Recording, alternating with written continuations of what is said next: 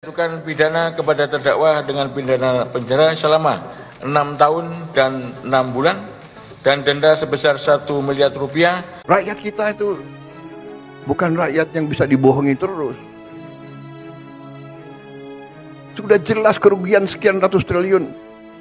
Vonisnya seperti itu. Ya. Ini bisa menyakiti rasa keadilan.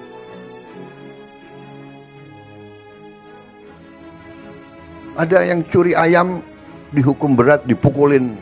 Ngerampok triliunan, ratusan triliun. Vonisnya sekian tahun. Nanti jangan-jangan di penjara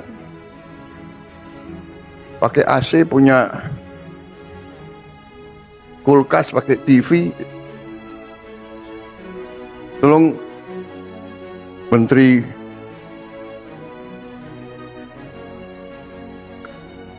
Pemasyarakatan ya, Jaksa Agung ya. Naik banding nggak? Naik banding ya? Naik banding. Vonisnya ya 50 tahun begitu kira-kira itu. Prabowo cuman omon-omon, janji berantas koruptor sampai ke Antartika, boro-boro ke Antartika, ke Bantar Gebang aja gak nyampe. Ada yang berubah nih narasi ketegasannya. Indonesia harus mempunyai pemerintah yang bersih.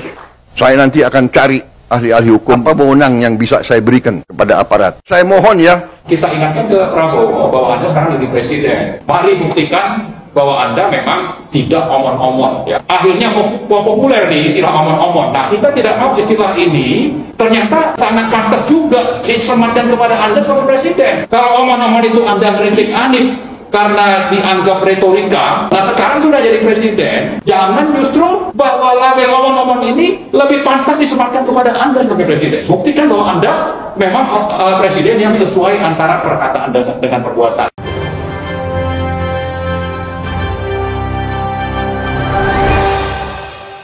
Assalamualaikum warahmatullahi wabarakatuh.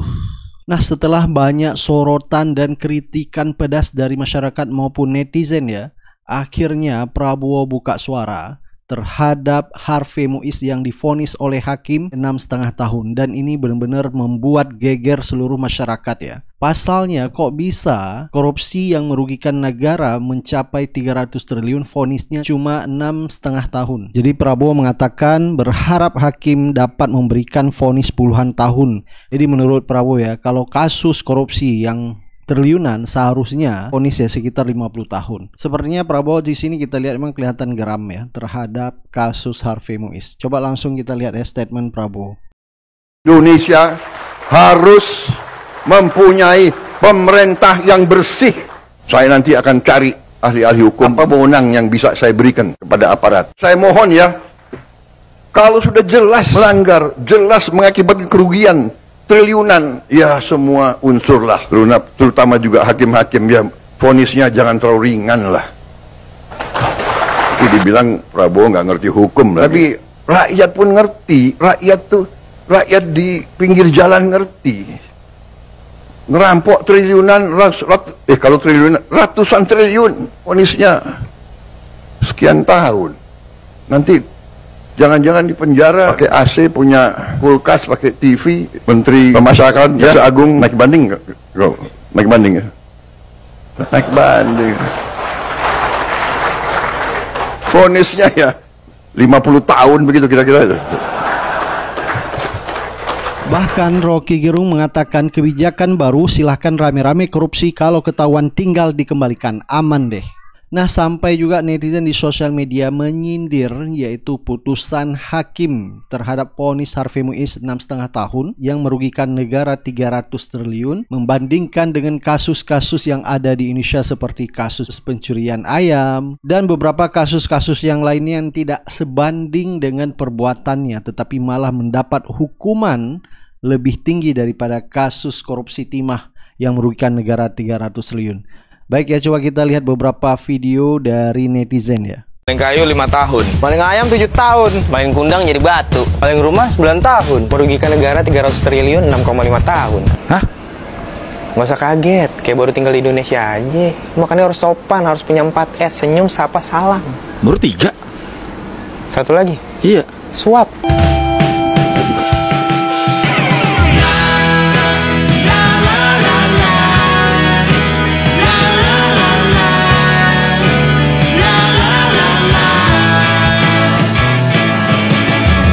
Coba yang ini perhatikan. Perhatikan matanya, perhatikan warna kulitnya, perhatikan mukanya. Ini muka-muka Yaman bukan ya? Coba perhatikan deh.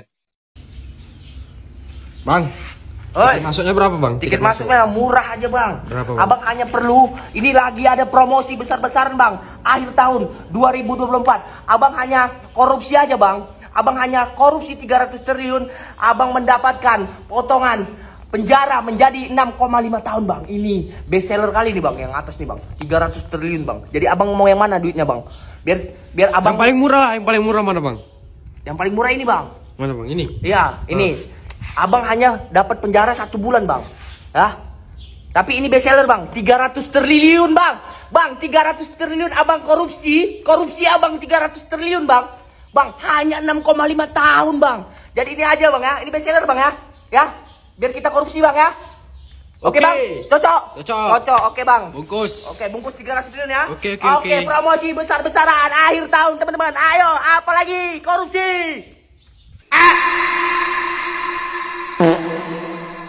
Ini Om Deddy Kobuser serius nggak ya dengan pertanyaannya? Kamu mau nggak korupsi 5 triliun terus kamu dipenjara 6 tahun setengah? Iya mau lah Om.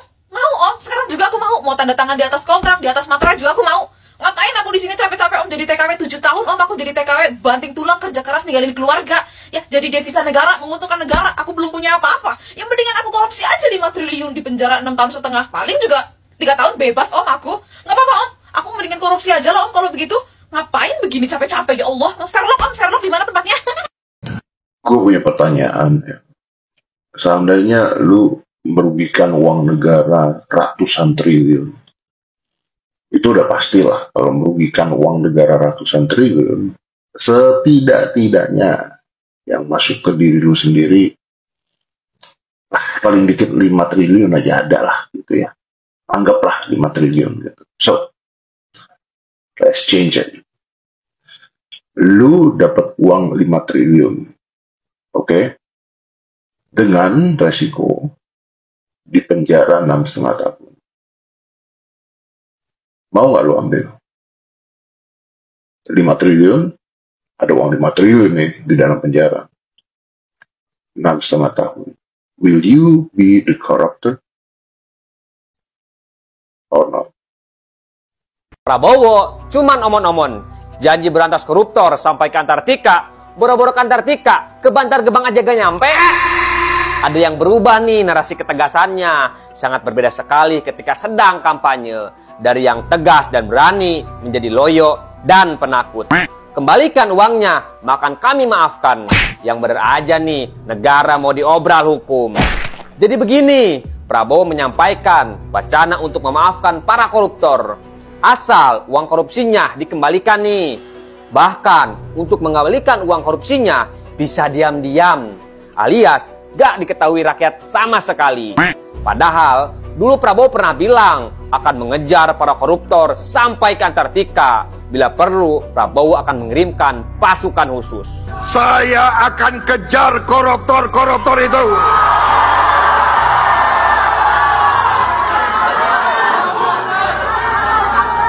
Bila perlu, sampai ke Antartika. Yusril Ija Mahendra sebagai Menko Hukum dan HAM menyampaikan kalau wacana untuk memaafkan para koruptor ini adalah bagian dari amnesti. Kalau kata Yusril sih, Prabowo emang mempunyai hak untuk memberikan amnesti dan abolusi terhadap setiap kasus, termasuk kasus korupsi. Hukuman sudah tidak difokuskan lagi kepada memberikan efek jera, tetapi menekankan kepada keadilan kolektif, restoratif, dan rehabilitatif. Yusril ini baru aja dilantik jadi Menko, kok kecerdasannya udah mulai berkurang ya? Contohnya aja nih, baru beberapa hari setelah dilantik jadi Menko, Yusril mengeluarkan statement bahwa tragedi 98 bukan merupakan pelanggaran HAM berat. Ini merupakan contoh statement dari orang yang kurang berakal. Punten Kang, keceplosan. Gue heran nih, selalu aja ada dalil pembenaran dari para pejabat untuk nutupin omongan presiden. Biar kelihatan make sense kayaknya di mata masyarakat. Budaya asal bapak senang, jilat terus sampai basah, gak peduli malu sama rakyat. Padahal nih guys, di undang-undang, denda damai itu cuma bisa dipakai untuk tindak pidana ekonomi, kayak pelanggaran bea cukai atau perpajakan. Kalau korupsi, ya jelas itu beda kasus. Korupsi itu bukan tentang uang negara aja yang hilang, tetapi penghancuran kepercayaan publik dan pengkhianatan kepada rakyat. Hukuman terhadap koruptor harus keras, asetnya harus dirampas, dimiskinkan, dipenjara seumur hidup. Kalau hanya mengembalikan uang hasil korupsi, itu pun diam-diam. Efek jerahnya dari mana? Prabowo Subianto cuman omong-omong doang. Kalau bahasa gaulnya sih, bullshit aja terus. Kalau bahasa kasarnya, bacot doang. Dulu, dia berjanji akan memberantas korupsi dan memberikan efek jerah kepada para koruptor. Tetapi kenyataannya, bukan hanya memaafkan para koruptor, tetapi Prabowo Subianto dia membisu ketika Harvey Mois, seorang koruptor di kasus PT Timah yang merugikan negara sampai 300 triliun dan hanya divonis 6,5 tahun penjara. Ada yang mengkorupsi uang negara sebesar 300 triliun. Mana pernyataan Prabowo? Mana kemarahan Prabowo? Mana pidato Prabowo? Tidak ada sama sekali. Yang ada Prabowo Subianto mengatakan koruptor-koruptor itu kita maafkan. Tidak ada sama sekali pidato presiden yang mengatakan saya geram orang yang mengambil uang negara 300 triliun tetapi masih dihukum dengan hukuman di bawah tuntutan jaksa. Tidak ada sama sekali pidatonya. Ada yang mengeluh gak? Gak ada. Ada pidatonya gak? Gak ada. Ada gak ketua umum partai yang memaki-maki? Gak ada. Berarti sudah jelas Presiden Prabowo Subianto hanyalah seorang presiden yang omon-omon dan doyan menjilat ludah sendiri. Kalau misalkan Presiden Prabowo Subianto serius dalam memberantas korupsi, sahkan rancangan undang-undang pemberantasan aset dan berlakukan hukuman mati bagi setiap koruptor. Tuh kemarin yang ramai-ramai masalah kasus korupsi dana CSR Bank Indonesia yang melibatkan seorang anggota DPR RI dari fraksi Gerindra. Tuh Pak Presiden, anggota partaimu tuh, ini malah mengeluarkan statement akan mengampuni para koruptor. Gimana sih? Ini negara Indonesia, bukan negara Gerindra. Ini negara milik rakyat Indonesia, bukan milik partai Gerindra. Terus mana nih yang kemarin-kemarin caper? Si Mindra, akhir-akhir ini kok dia ngilang? Muncul dong lo Mindra, jangan ngumpet terus. Jangan hanya muncul di momen-momen receh aja. Ini masalah besar. Harusnya lu tuh Mindra konsisten, bukan malah ngilang dan ngumpet di balik ketiak. Di balik ketiak siapa ya? Skip ah Prabowo sama Mindra, bullshit.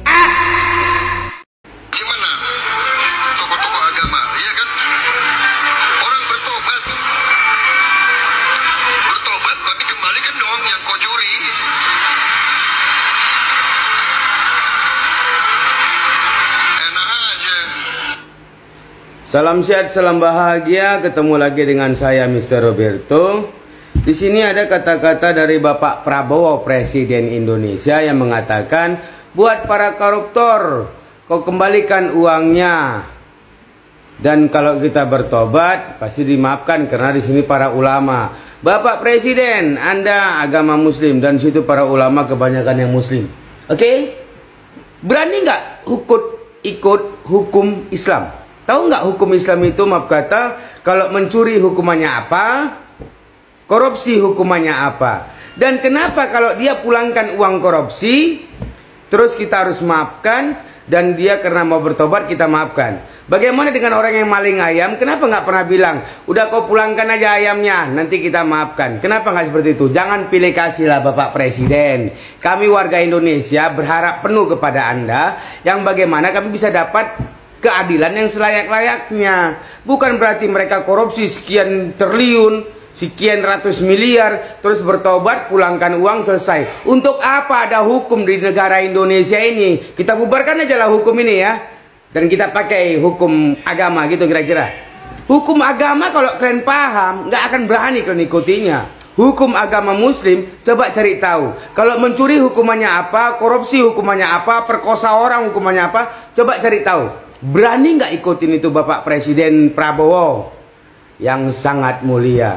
Cobalah hidup ini jadi cengli, jangan pilih kasih. Atau jadikan saya Kapolri, 1 minggu tidak ada narkoba, tidak ada judi, masyarakat Indonesia pasti luar biasa. Saya buat keadilan yang luar biasanya, mereka bisa milikin Bukan berarti yang ada duit bisa suka-suka hukum bisa mereka permainkan. Yang ada duit maaf kata kalian gebukin, kalian botakin rambutnya, kalian penjarakan. Sementara yang korupsi yang triliunan hidupnya mewah banget.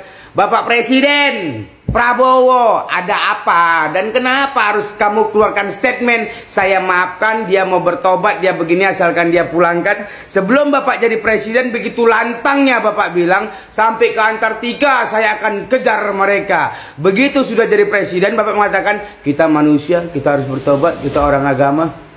Pak, ini negara hukum. Ini negara hukum. Tegakkanlah hukum yang benar.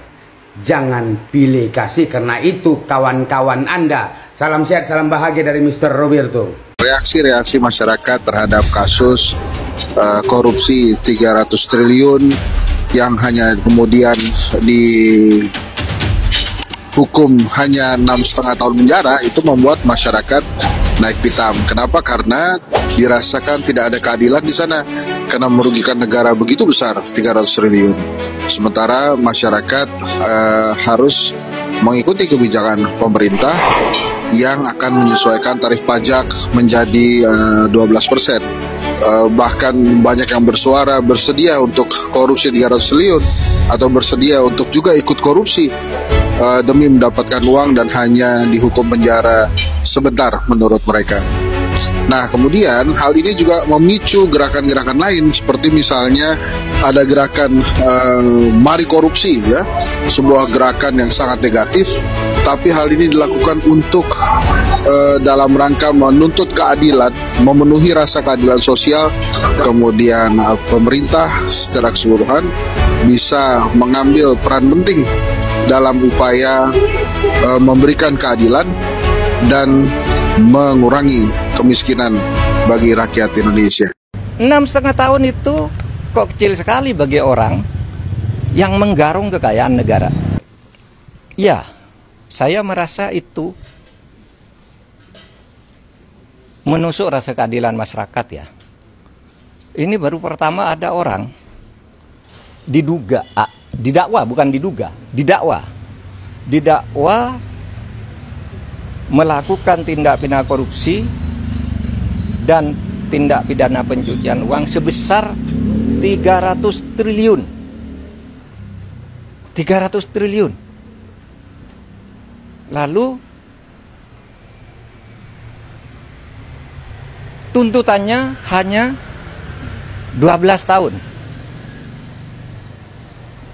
Dengan uang yang tadi 300 triliun itu dikembalikan hanya 210 miliar, ditambah satu denda 1 miliar. Itu sungguh menusuk rasa keadilan. Karena apa? 6,5 tahun itu kok kecil sekali bagi orang yang menggarung kekayaan negara. 300 triliun hanya diambil 210.